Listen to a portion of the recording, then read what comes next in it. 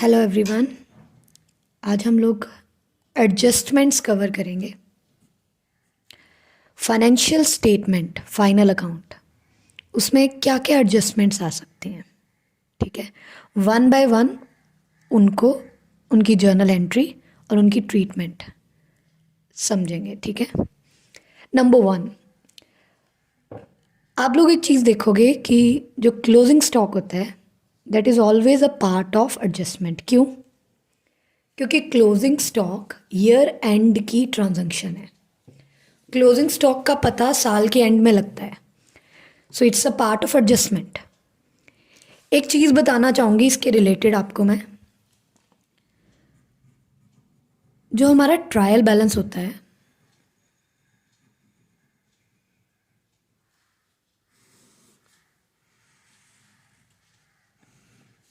उसमें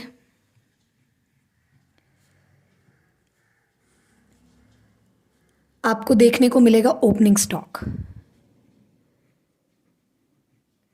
वो लोग डेट लिखते हैं इसके साथ, 1 अप्रैल, 1 जन, कुछ भी। ओपनिंग स्टॉक ये डेबिट में दिया होगा। देन आपको परचेजेस देखने को मिलेंगी,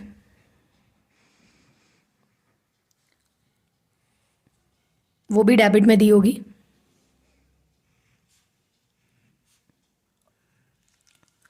ये तो है नॉर्मल क्वेश्चन, जब ओपनिंग स्टॉक और परचेजेस ट्रायल बैलेंस में डेबिट में दिए। हम लोग बच्चों को एक लाइन याद करवाते हैं, क्लोजिंग स्टॉक कभी भी ट्रायल बैलेंस में नहीं आता। क्यों? क्योंकि दैट इज एडजस्टमेंट। बट हमारे पास कुछ स्पेशल क्वेश्चंस हैं जिसके ट्रायल बैलेंस में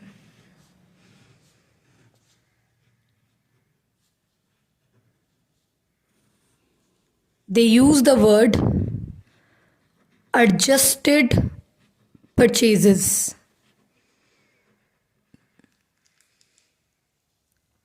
एडजस्टेड परचेजेस दी होंगी और इस क्वेश्चन में क्लोजिंग स्टॉक भी गिवन होगा। अब आपने तो बोला था कि क्लोजिंग स्टॉक कभी भी ट्रायल बैलेंस में आता नहीं, तो ये क्या ट्रीटमेंट है और क्लोजिंग स्टॉक क्यों आया?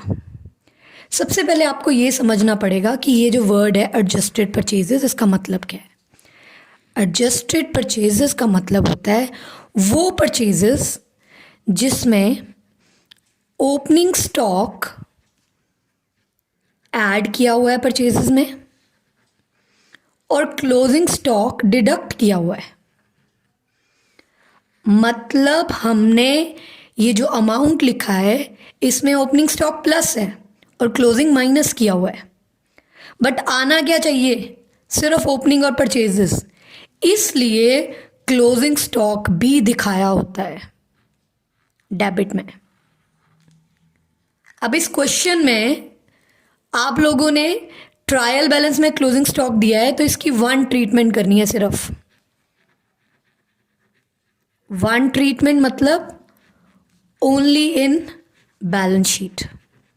आपने इसको सिर्फ बैलेंस शीट में दिखाना है और इसका मतलब है ये परचेजेस में से ऑलरेडी डिडक्टेड है। एडजस्टेड परचेजेस मतलब opening stock plus purchases minus closing stock, so it is already adjusted, minus किया हुआ है। सो इसकी एक ट्रीटमेंट आएगी, ये बैलेंस शीट में जाएगा एसेट साइड पे। ठीक है, बट जो नॉर्मल क्वेश्चंस होते हैं उनमें क्लोजिंग स्टॉक ट्रायल बैलेंस में नहीं होता। जैसे कि उस क्वेश्चन में क्लोजिंग स्टॉक की एडजस्टमेंट एंट्री, क्लोजिंग एंट्री भी बोलते हैं इसको, क्या होती है? Stock account debit to trading account.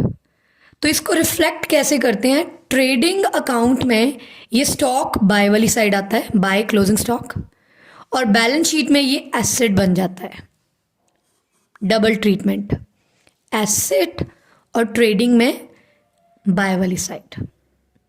ठीक है, नेक्स्ट एडजस्टमेंट सबसे कॉमन, आउटस्टैंडिंग एक्सपेंसेस, जिसका मैंने दूसरा वर्ड भी लिखा हुआ है एक्रीयूड। तुम लोगों को इन वर्ड्स की क्लैरिटी होनी चाहिए। आउटस्टैंडिंग, एक्रीयूड, क्या मतलब होता है? आउटस्टैंडिंग, जो पैसे देने को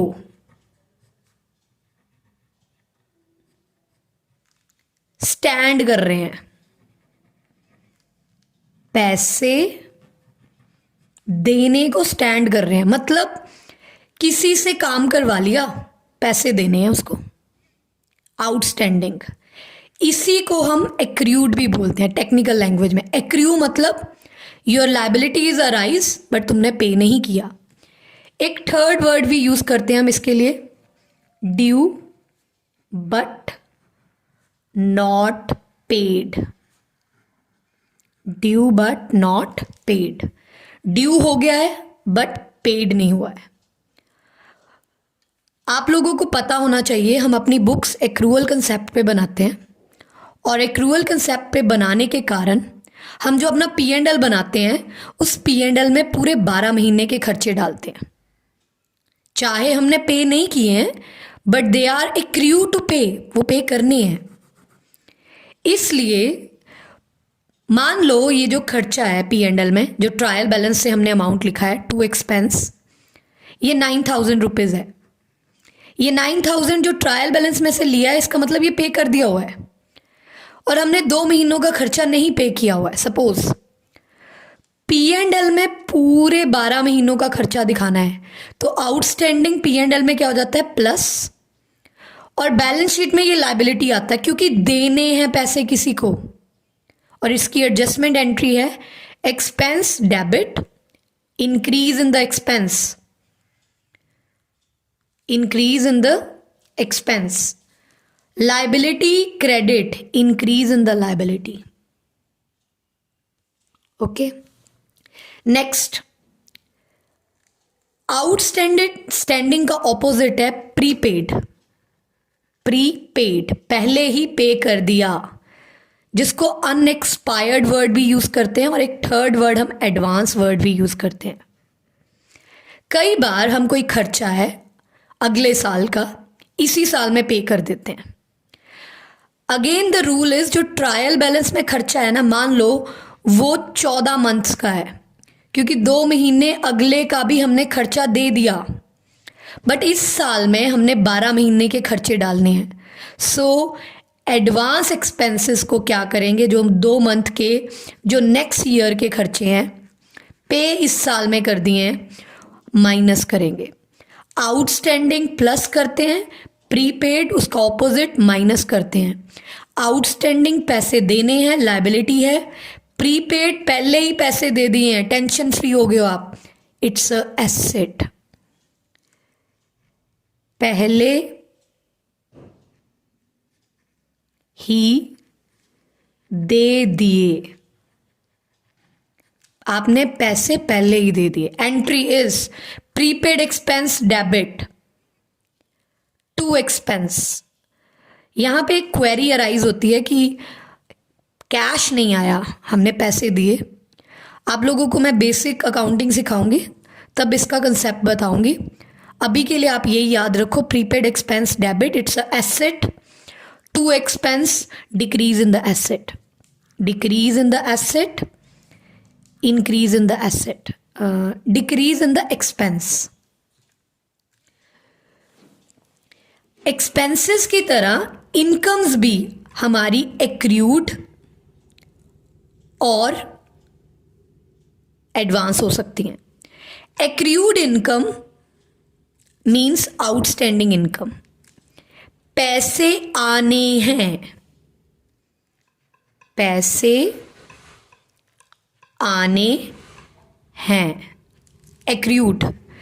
due but not received, due हो गए हैं बट अभी पैसे आए नहीं, इट्स एसेट, पैसे आने हैं, एसेट। सो एक्रूड इनकम डेबिट, एसेट में इंक्रीज, और एक्रूड इनकम, इनकम में भी इंक्रीज, इनकम भी बढ़ेगी।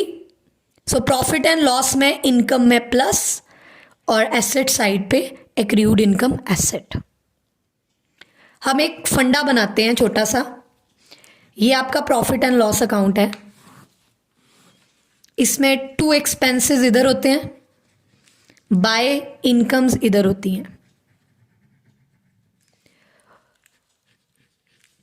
कोई भी चीज़, कोई भी खर्चा अगर आउटस्टैंडिंग है, चाहे वो खर्चा है चाहे वो इनकम आउटस्टैंडिंग है, आउटस्टैंडिंग हमेशा प्लस होगा। एडवांस या प्रीपेड या प्री रिसीव्ड वो हमेशा माइनस होगा, क्योंकि ये इस साल का है, दिस ईयर का है, ये इस साल के खर्चे में आएगा, ये नेक्स्ट ईयर का है, इसलिए इस साल में से माइनस करेंगे। सो प्रॉफिट एंड लॉस में ट्रीटमेंट सेम है, बट बैलेंस शीट में ये इंटरचेंज हो जाती है ट्रीटमेंट। क्यों? आउटस्टैंडिंग एक्सपेंस लायबिलिटी, पैसे देने हैं। एडवांस एक्सपेंस एसेट, पैसे दे दिए, टेंशन फ्री। आउटस्टैंडिंग इनकम, पैसे आने हैं। एडवांस इनकम, पहले ही पैसे ले लिए, काम किया नहीं, लायबिलिटी, टेंशन, काम करके देना है। सो बैलेंस शीट में ये डिपेंड करेगा फ्यूचर पे कि फ्यूचर में देने हैं या लेने हैं, बट पी एंड एल में treatment will be same. So adjustment number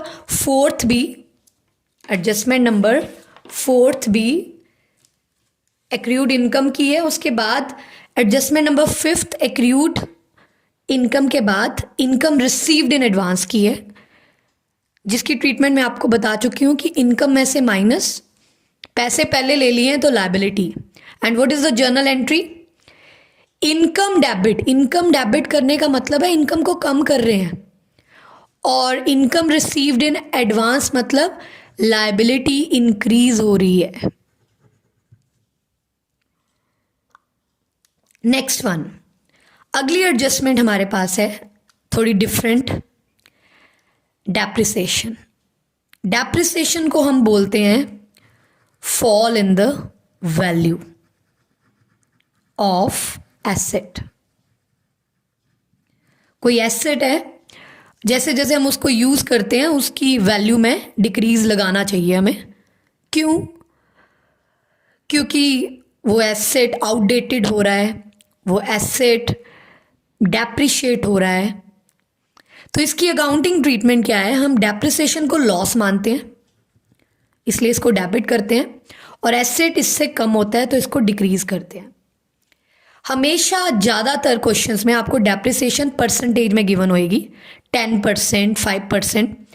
आपको अपने एसेट की वैल्यू के ऊपर, मान लो ₹1,00,000 का एसेट है, 10% डेप्रिसिएशन है, लाख का 10% करके अमाउंट निकालना पड़ेगा। कुछ चीज़ें बहुत ध्यान में रखनी होती हैं इससे रिलेटेड। फॉर एग्जाम्पल, अगर कोई एसेट आपने परचेज किया है during the year, for example आपका ईयर है 1 अप्रैल से 31 मार्च, बट आपने एसेट खरीदा है 1 जुलाई को, उस एसेट पे आपने फुल ईयर डेप्रिसिएशन नहीं लगानी। डेप्रिसिएशन के लिए आपने एक वर्ड याद रखना है, यूज। आपने कितने मंथ यूज की? आपने 1 जुलाई को एसेट खरीदा, 1 जुलाई से लेके 31 मार्च तक यूज करी, तो 9 मंथ यूज करिए, आपने 9 मंथ्स की डेप्रिसिएशन लगानी है। ओके, एंड इस जर्नल एंट्री को शो कैसे करेंगे? पी एंड एल में 2 depreciation it's a loss, balance sheet में एसेट की वैल्यू को डिक्रीज कर देंगे डेप्रिसिएशन से। ठीक है।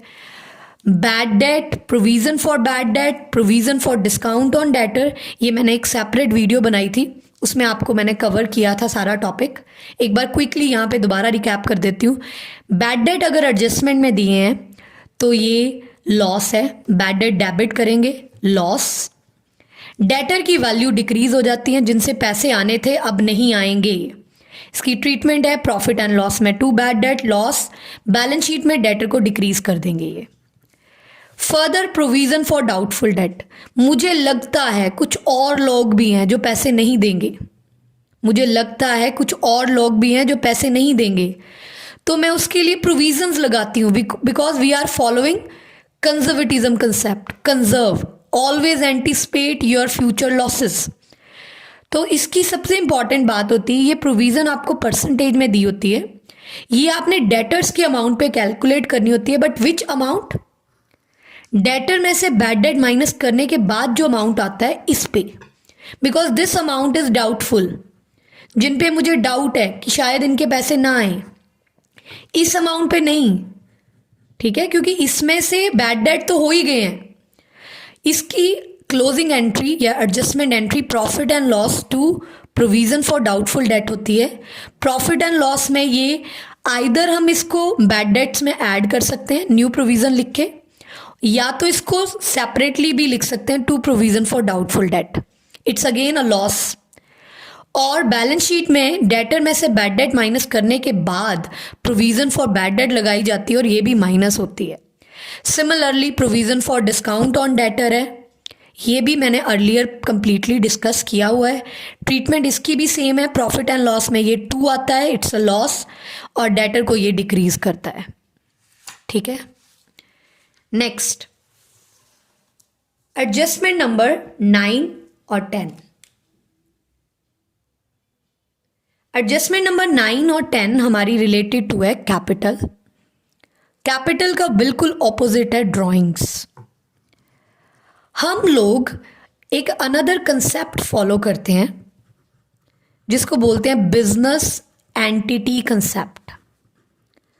अगर ये कंसेप्ट ना फॉलो करें तो अकाउंटिंग की बहुत सारी एंट्रीज हम क्रिएट नहीं कर पाएंगे। इस कंसेप्ट के अकॉर्डिंग ऑनर और बिजनेस दोनों सेपरेट हैं, इसीलिए जब मालिक बिजनेस में पैसे लेके आता है हम बिजनेस के लिए बोलते हैं कैश इंक्रीज और अ लायबिलिटी इंक्रीज। मालिक को आउटसाइडर गिनते हैं, ठीक है। अभी हम बात कर रहे हैं कि जो कैपिटल मालिक ने दी, आउटसाइडर ने पैसा दिया, बिजनेस उसको उसके ऊपर इंटरेस्ट देगा। भाई आप बैंक में पैसे देते हो तो बैंक आपको इंटरेस्ट देता है, तो अगर आपने किसी बिजनेस को पैसे दिए तो बिजनेस भी आपको इंटरेस्ट देगा। बिजनेस के लिए इंटरेस्ट ऑन कैपिटल बिजनेस का खर्चा है, बिजनेस का एक्सपेंस है। पर ये वो 2 चीजें हैं जिनको बिजनेस कभी भी कैश में नहीं देता। कभी भी एंट्री इंटरेस्ट टू कैपिटल नहीं डालते हम लोग, टू कैश नहीं डालते, हम कैपिटल को इंक्रीज कर देते हैं। मतलब जिसने 1 लाख रुपया दिया था, अब उसको 10,000 मैंने इंटरेस्ट दिया तो उसकी कैपिटल 1,10,000 होगी। सिमिलरली इंटरेस्ट ऑन ड्राइंग, ये बिजनेस का इनकम है, क्योंकि ये बिजनेस को पैसे मिलने हैं, ये कैपिटल को डिक्रीज करते हैं। इनकी जर्नल एंट्री है interest on capital to capital. Capital या ड्राइंग्स में से किसी को भी डेबिट कर सकते हैं to interest on drawing. Treatment है प्रॉफिट एंड लॉस में ये खर्चा है तो टू इंटरेस्ट ऑन कैपिटल लिखेंगे। बैलेंस शीट में जहां कैपिटल लिखी है उसको इंक्रीज करेगा interest on capital. Interest on drawing P&L में इनकम है बाय इंटरेस्ट ऑन ड्राइंग, और बैलेंस शीट में कैपिटल को क्या करेगा, ये रिड्यूस करेगा, ठीक है। नेक्स्ट हमारे पास है रिजर्व। आपको एक चीज़ और बता देती हूँ, जो वर्ड हम यूज़ करते हैं प्रोविज़न या रिजर्व, ये दोनों का मतलब टेक्निकली सेम ही होता है। प्रोविज़न और रिजर्व का मतलब होता है अंदाज़ा लगाना। अब जैसे मुझे लगता था कि कुछ डेटर को डिस्काउंट देना पड़ सकता है, वो मेरा लॉस है, ऐसे ही हो सकता है मैंने क्रेडिटर कौन है, जिसको हम सप्लायर भी बोलते हैं, जिससे हमने उधार पे सामान खरीदा है, इसको हमने पेमेंट करनी होती है। मान लो मैं इसको जल्दी पेमेंट कर दूं तो ये मुझे डिस्काउंट दे दे, ठीक है। तो इसकी भी मुझे प्रोविज़न बनानी चाहिए, और इसकी प्रोविज़न की जर्नल एंट्री है reserve for discount on creditor debit to P&L। ये एक तरह से मेरा फ़ायदा है, मुझे डिस्काउंट मिलेगा मुझे। सो इसको P&L में बाय वाली साइड लिखेंगे, by reserve for discount on creditor, और बैलेंस शीट में ये मेरे क्रेडिटर के अमाउंट को क्या कर देगा, डिक्रीज कर देगा, ठीक है। Next adjustment number 15th, deferred revenue expenditure. Revenue expenditure वो खर्चे होते हैं जो बिजनेस में रेगुलरली होते हैं। रेवेन्यू वो खर्चे हैं जो रेगुलर है बिजनेस में। फिर डेफर्ड रेवेन्यू क्या है, कुछ एग्जांपल्स देने लगी थी मैं आपको इसकी। जैसे हम अपने एम्प्लॉयज़ को सैलरीज देते हैं रेगुलरली, हमें किराया देना पड़ता है, हमें स्टेशनरी खरीदनी पड़ती है, वो सारे हमारे रेवेन्यू खर्चे हैं जिनको हम प्रॉफिट एंड लॉस में दिखाते हैं।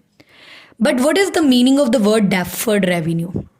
कई बार हम बिजनेस में कोई बहुत हैवी एक्सपेंडिचर कर लेते हैं जिसका बेनिफिट जो है हमें 1 साल के लिए नहीं मिलता, बहुत सालों के लिए मिलता है। फॉर एग्जाम्पल, हमने किसी कंपनी के साथ एक कॉन्ट्रैक्ट कर लिया एडवर्टाइजमेंट का।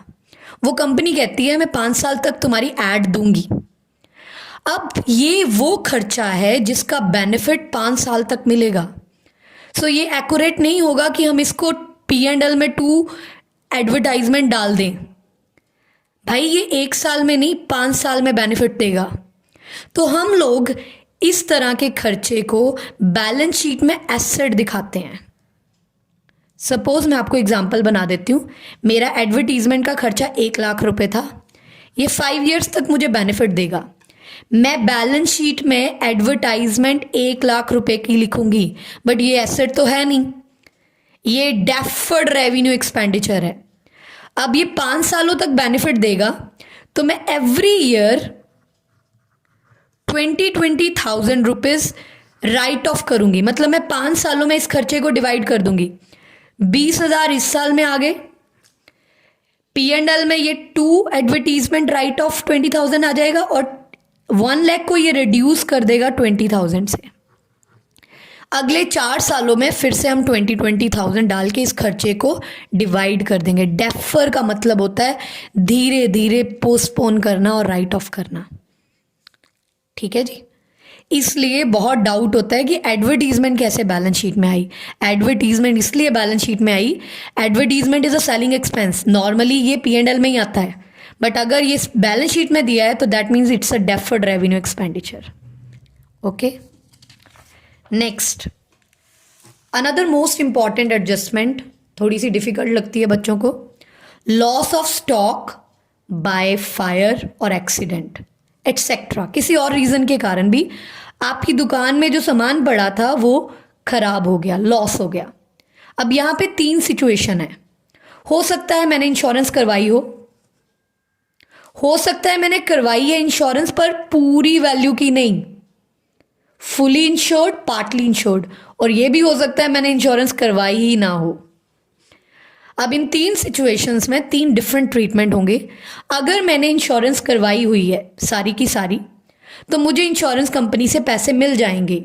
इंश्योरेंस कंपनी या claim debit, it's a asset, पैसे मिलने हैं, एसेट। और ट्रेडिंग अकाउंट में हम टू ट्रेडिंग क्यों बोलेंगे? क्योंकि हमने स्टॉक को डिक्रीज करना है। ट्रेडिंग अकाउंट में by loss of stock by fire लिखेंगे, स्टॉक को डिक्रीज करेंगे। किसी का क्वेश्चन है कि हमने परचेजेस में से क्यों नहीं लेस कर दिया? बेटा हमारे पास इधर ओपनिंग स्टॉक भी पड़ा है, इधर परचेजेस भी पड़ी हैं।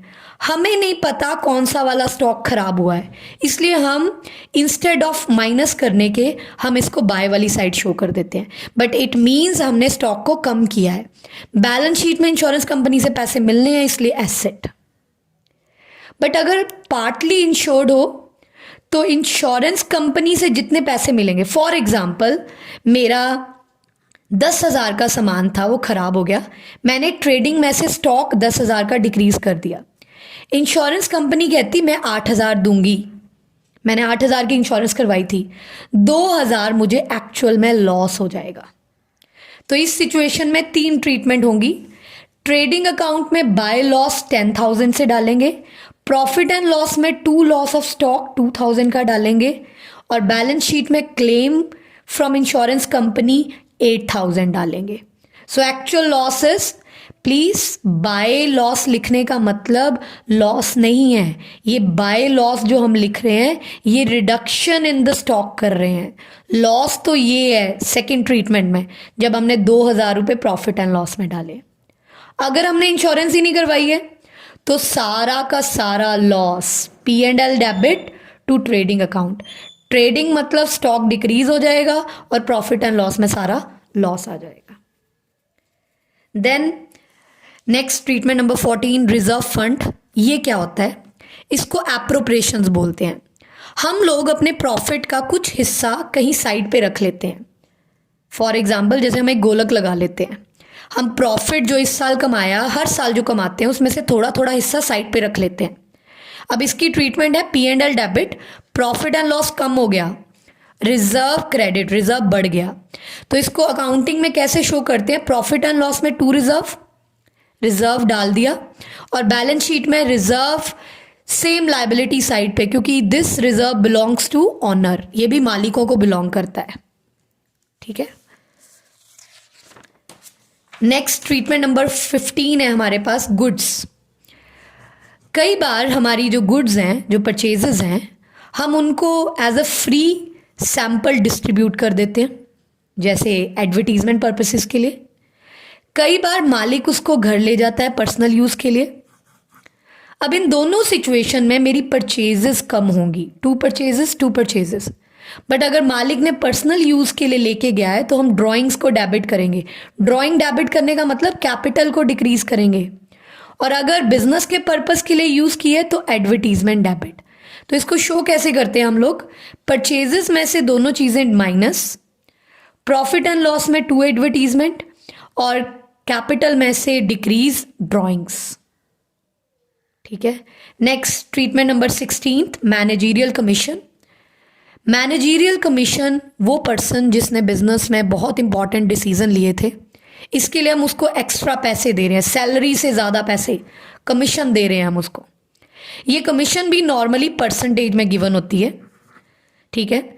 तो ये परसेंटेज कैसे कैलकुलेट करनी है, बिफोर आफ्टर, ये भी मैं आपको समझा देती हूँ। अगर कमीशन लिखा हो बिफोर चार्जिंग तो हम सिंपली रेट डिवाइडेड बाय 100 करते हैं। अगर कमीशन में लिखा हो वर्ड आफ्टर तो हम लोग इसको rate divided by 100 plus rate करते हैं। इसको मैं एक प्रैक्टिकल एग्जांपल में समझा दूंगी आप लोगों को। ठीक है। अभी के लिए आप याद रखो, profit and loss debit, P&L में ये खर्चा है जो अभी पे नहीं किया है और बैलेंस शीट में ये लायबिलिटी है। Managerial commission is an expense which is outstanding, another important treatment, sometime हम अपनी गुड्स को बेचते हैं अप्रूवल बेसिस पे। अप्रूवल मतलब सामने वाला लेके जाएगा, अगर उसको पसंद आएगी तो रखेगा, नहीं तो रिटर्न कर देगा। अब होता क्या है, 31 मार्च तक चीज़ें जा चुकी हैं और हमने उसको सेल में दिखा दिया था, हमने उसको ट्रीट कर दिया था, पर पता लगा अभी तक उसने अप्रूव नहीं करी, तो हमें रिवर्स करनी पड़ेगी एंट्रीज। ये पहली एडजस्टमेंट है जिसके 4 इफेक्ट्स पड़ते हैं। पहला इफेक्ट सेलिंग प्राइस के साथ हमें सेल डिक्रीज करनी पड़ेगी, हमें अपने डेटर्स डिक्रीज करने पड़ेंगे क्योंकि अभी सेल हुई नहीं है। हमें अपना स्टॉक इंक्रीज करना पड़ेगा ट्रेडिंग में भी और बैलेंस शीट में भी। सेल का इफेक्ट सेलिंग प्राइस पे करेंगे, स्टॉक का इफेक्ट कॉस्ट प्राइस पे करेंगे। सो इसकी 4 ट्रीटमेंट्स आएंगी। ट्रेडिंग में सेल में से डिक्रीज, बैलेंस शीट में से डेटर में से डिक्रीज, ट्रेडिंग में बाय क्लोजिंग स्टॉक में प्लस और बैलेंस शीट में भी स्टॉक में से plus. Next adjustment number 18, income tax. Income tax को पर्सनल एक्सपेंस बोला जाता है, इसलिए ड्राइंग्स टू कैश इसकी एंट्री पड़ती है। ड्राइंग्स मतलब कैपिटल को रिड्यूस कर देंगी और बैलेंस शीट में जहां एसेट साइड पे कैश होगी, कैश भी डिक्रीज हो जाएगी। कैपिटल डिक्रीज और cash decrease. Another most important adjustment जिसको हम हिडन एडजस्टमेंट्स बोलते हैं। समटाइम हमारा लोन होता है, ट्रायल बैलेंस में लोन दिया होता है और उस लोन के साथ रेट ऑफ इंटरेस्ट गिवन होता है 10%। कभी भी लोन दिया है और उसके साथ इंटरेस्ट रेट दिया है, हमें उसके ऊपर इंटरेस्ट कैलकुलेट करना पड़ेगा और हमें चेक करना पड़ेगा कि जो ट्रायल बैलेंस है उसमें इंटरेस्ट डला है या नहीं डला है। मान लो ट्रायल बैलेंस में लोन लिखा है 10%, 1 लाख का, और उसके ऊपर इंटरेस्ट डला हुआ है 9,000 रुपीज। अब हम खुद कैलकुलेट करेंगे इंटरेस्ट। 1 लाख के ऊपर 10%, ये तो 10,000 बनना चाहिए था। 1 लाख पे 10% तो 10,000 बनना चाहिए था, बट ट्रायल बैलेंस में 9,000 है। ट्रायल बैलेंस में जो दिया है that means it is paid. So 1,000 जो नहीं है ट्रायल बैलेंस में, दैट इज आउटस्टैंडिंग। तो हम इसकी सेम ट्रीटमेंट करते हैं जैसे आउटस्टैंडिंग एक्सपेंस की करते थे। सिमिलरली कभी इन्वेस्टमेंट के साथ भी इंटरेस्ट दिया होता है, उसका भी हम खुद इंटरेस्ट कैलकुलेट करेंगे, उसको कंपेयर करेंगे। अगर इंटरेस्ट कम डला है तो आउटस्टैंडिंग इंटरेस्ट डालेंगे। ऐसे इंश्योरेंस दी होती है खर्चा, उसकी डेट गिवन होती है। हमारी बैलेंस शीट की डेट 31 मार्च तक है, बट उन्होंने इंश्योरेंस के साथ लिखा होता है पेड अप टू 30th जून। हमेशा इसका मतलब है हमने 3 महीनों का एडवांस खर्चा दे दिया है। इसका हम 3/12 करते हैं और उसकी ट्रीटमेंट एडवांस एक्सपेंस की तरह करते हैं। इसके अलावा कुछ खर्चे होते हैं जो एसेट से रिलेटेड होते हैं, हमने उनकी ट्रीटमेंट गलत कर दी होती है। जैसे वेजेस हैं, एसेट के ऊपर हमने उनको वेजेस में डाल दिया होता है, उसको रेक्टिफाई करना होता है, उसको एसेट में ऐड करना होता है और वेजेस में से डिक्रीज करना होता है। Another treatment, bills receivable not yet due और डिस्काउंटेड, इसकी कोई ट्रीटमेंट नहीं करनी है, it's a contingent liability. And last one, goods have been purchased and recorded in the books. हमने गुड्स परचेज करी, रिकॉर्ड कर ली, बट रिसीव नहीं हुई है हमें। अगर गुड्स नहीं रिसीव हुई हैं तो उनको बोलते हैं गुड्स इन ट्रांजिट। और इसकी ट्रीटमेंट क्या होएगी, हमने इसको परचेजेस में रिकॉर्ड कर लिया है, परचेजेस कम कैसे करेंगे, by goods in transit. Trading में बाय गुड्स इन ट्रांजिट और बैलेंस शीट में एसेट साइड पे goods in transit. Thank you.